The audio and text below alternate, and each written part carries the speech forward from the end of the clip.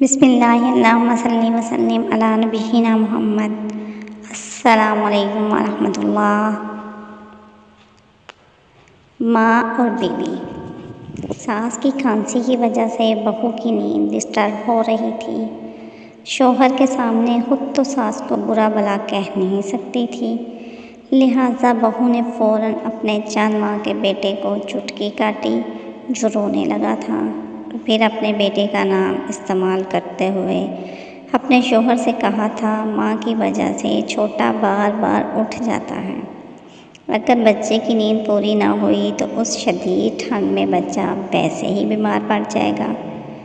शौहर ने उठकर बीवी के हुक्म की तामील करते हुए माँ को झिड़का था, मगर खांसी झिड़कने से कहाँ रुकती है। और फिर बूढ़ी माँ तो टीबी की मरीज़ा थी, लिहाजा इसके बेटे ने उठकर इसका बिस्तर सहन में लगा दिया था। बूढ़ी नातवा माँ अपने जवान पुत्र की मजबूत गिरफ्त में घसीटते हुए सहन में पड़ी टूटी फूटी चारपाई तक आई थी। बेटे ने धक्का देकर माँ को चारपाई पर फेंका था और जगह जगह से फटा हुआ कंबल लाकर माँ के ऊपर डाल दिया था। सहन में सख्त सर्दी थी, दिसंबर की यकबस्ता रातें थीं, ऊपर से टीबी ने पकड़कर फेफड़ों तक को ज़ाया कर दिया था। खांसी करते करते कई बार सांस रुक जाती थी और पता नहीं कितने कितने लम्हे रुकी थी। कई बार तो उल्टी तक निकल जाती थी।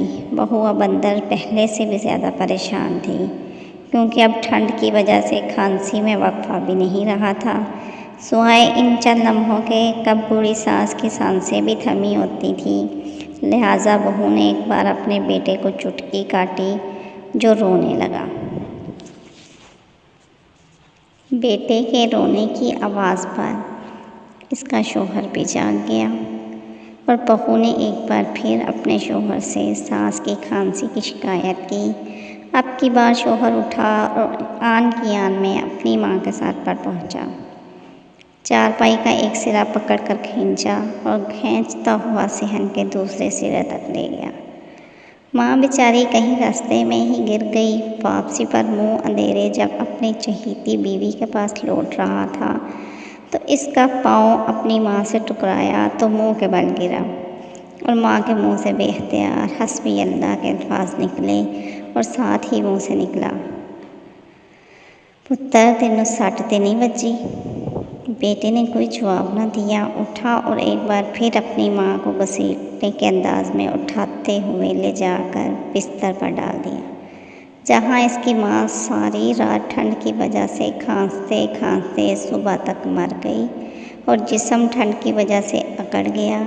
सुबह जब बहू ने नाश्ता कर लिया, अपने शौहर को भी करवा लिया, तो फिर इस नाहंजार को इसकी माँ की मौत की खबर सुनाई और शौहर अब की बार भी कोई पेशमा न हुआ, बल्कि उल्टा माँ की मौत के नाम पर गांव से मांग कर बीवी की पेट का जहन्नम भरा और माँ को इसका अपना खरीद कर रखा गया कफन पहना कर कब्र में उतार दिया।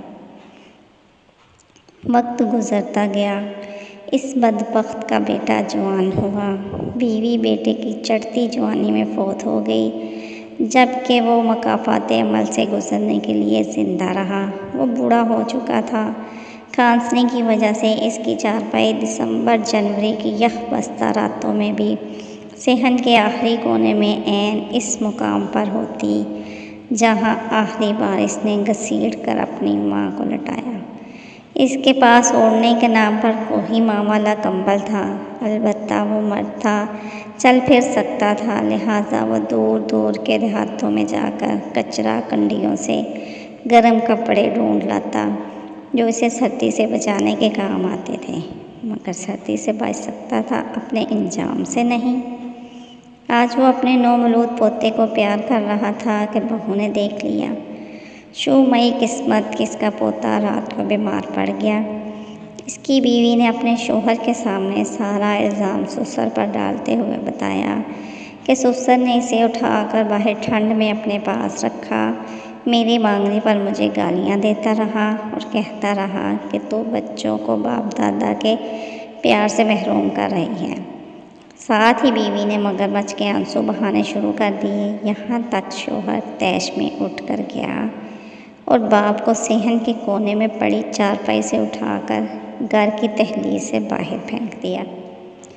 जब अपने बेटे के हाथों ज़लील और रुसवा होकर बूढ़े को घर से बाहर फेंका गया तो इसे अपनी माँ की याद आई, जिसने आखिरी अल्फाज में भी बेटे की फ़िक्र करते हुए पूछा था, बेटा तुम्हें कहीं चोट तो नहीं लगी? साथ ही बूढ़ा शख्स अपने बेटे का इंजाम सोचने लगा और इंजाम सोचते सोचते सारी रात सर्दी में ठिठर ठिठर कर मर गया। कहानी से सबक मिलता है कि वालिदैन के साथ किया गया सलूक हमारे हाथों लिखी गई एक तहरीर है जो हमारी औलाद हमें पढ़कर सुनाती है। अस्सलामु अलैकुम वरहमतुल्लाह।